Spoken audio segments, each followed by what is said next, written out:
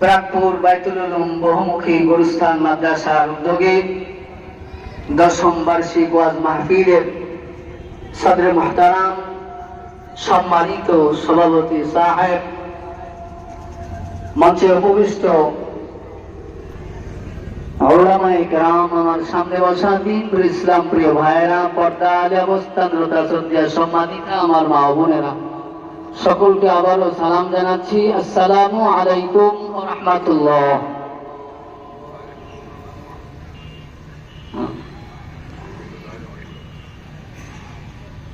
প্যান্ডেলের বাহিরে বহু মানুষ এদিকে সেদিকে ঘোরাফেরা করছেন।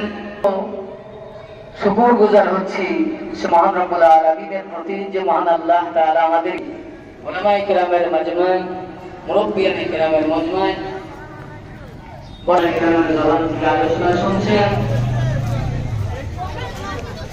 আরো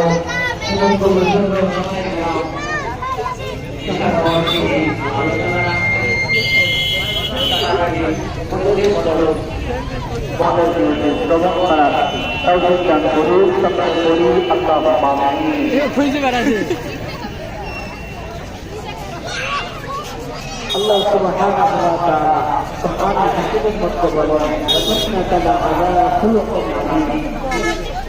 Alhamdulillah, hadisku খুব চরিত্রের উপরে প্রতিষ্ঠিত করেছেন। সুবহানাল্লাহ। তার প্রতিটি আদর্শ আর এখনই আদর্শ এটা। সুবহানাল্লাহ। প্রতিটা সুন্নাতের একটা কি আছে ভাই, পাওয়ার আছে। প্রতিটা সুন্নাতের, রাসূলের সুন্নাহ ছাড়া জীবনে কেউ কোনোদিন পূর্ণাঙ্গ মুমিন হতে পারে না, মুসলমান হতে পারে না। তা বলেন ঠিক কিনা? বলেন কুল ইন কুনতুম তুহিব্বুনাল্লাহা ওয়াল্লাহু গফুরুর রাহিম।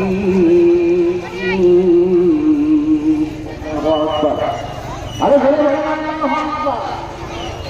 আল্লাহ রাব্বুল আলামিন নবীকে জানায় দেন, নবী আমার আপনি ঘোষণা করে দেন